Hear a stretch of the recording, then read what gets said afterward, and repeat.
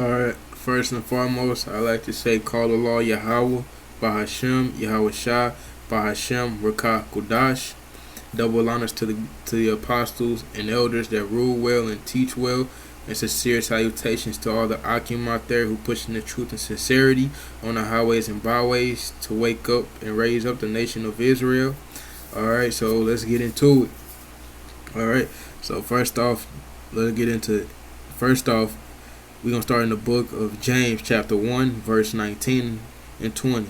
Alright. Wherefore, my beloved brethren, let every man be swift to hear, slow to speak, slow to wrath. Alright. So, excuse me. Alright. So, let every man be swift to hear. Alright. So, basically, it's saying be quick to hear. Okay. So, you have to be quick to hear whenever in conversation, and slow to speak. So be slow to speak and choose your words wisely. Don't be quick to respond to anything, or you will end up saying something that you don't mean, Alright? And slow to wrath. Alright, so being slow to wrath means being slow to anger. Don't be quick to get mad about anything, because then that whatever you get mad about has control over you, and you don't want that to have control over you. Alright?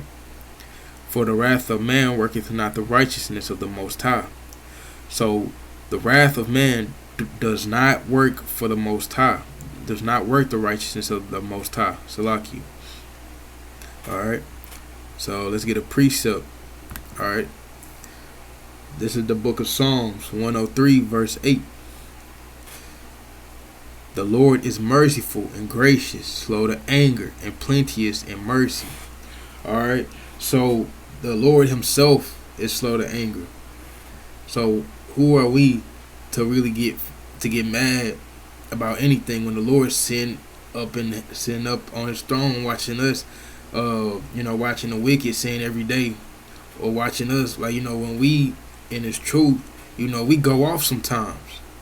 So if he was quick to anger, then we would get judged right away. There would be no mercy. Alright, so he give us time to correct ourselves. He give us time to repent and to ask for forgiveness.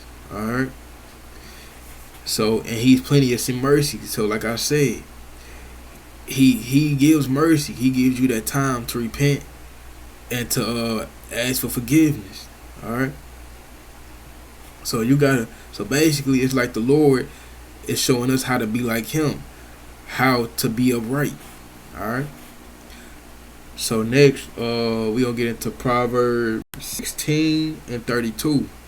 32. Alright. He that is slow to anger is better than the mighty, and he that ruleth his spirit than he that taketh the city.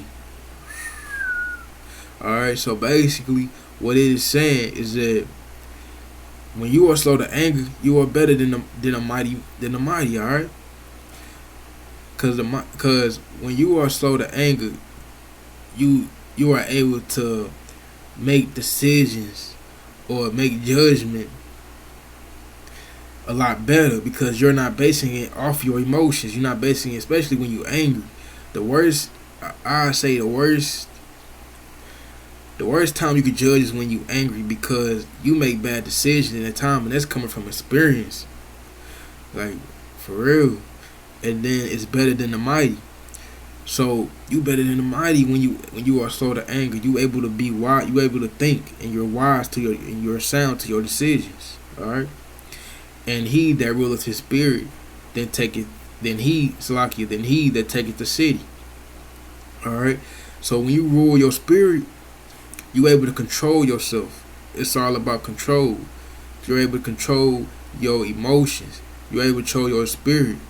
Because in this flesh, it's gonna go off, man. And you got to be able to, and when you control your spirit, it's able to help, because you're not gonna let that anger or temptation that anger rule you. All right. And then he that taketh the city, because you can take the city, but the question is, can you control your spirit? Because if you take a city, it don't matter. For it's better for a man to control his spirit rather than take a city. Alright? So I got another precept. All right. So right here, so what's this? Proverbs 15:18. A wrathful man stirreth up strife, but he that is slow to anger appeases strife. All right. So a wrathful man stirreth up strife. So a man creates a fight. Strife means to brawl, quarrel. So a wrathful man will look for a brawl, will look for a fight. He will stir up conflict. But he that is slow to anger appeases strife. So a man that is slow to anger doesn't look for a fight. He looks for peace. Because he is quiet. He is humble. Alright? He doesn't let that anger emotion control him. He's slow to anger. Like it says back in Proverbs 16:32. Alright? So you got to be able to control your anger. Because there's a lot of things in this world that'll make you angry, especially when Satan out to get you out your character. That's a main factor, man. That's why you got to be able to control your anger, you know? Alright, so let's get another precept. Alright, this is Ephesians chapter 4, verse 31 through 32. Alright, let all bitterness, wrath, and anger, and clamor, and evil speaking be put away from you with all malice. Alright, because all those things is not the righteousness of the Most High. That don't work the righteousness of worketh. That doesn't work the righteousness of the Most High. Like back in James 1:20. Alright? Because none of that works. That just creates sin. Because if you, one thing, bitterness leads to anger. Anger leads to clamor. And evil speaking and leads to evil speaking. Alright? All that leads to one another. So let's get into that word clamor real quick. Alright, let's see. Clamor. Alright. What was that? Ephesians. Ephesians. Did I spell it right? Yeah. Ephesians 4:31. Quick second, slow the note. Alright. Alright, yeah, here we go. Alright, we'll get that definition real quick. Alright. Climb. Alright. Krog. Let's see what that. Let's see. Strong's G 2906. Krauge. Krauge. Alright, so it's Krauge. Alright. So, a crying, outcry, clamor. Alright.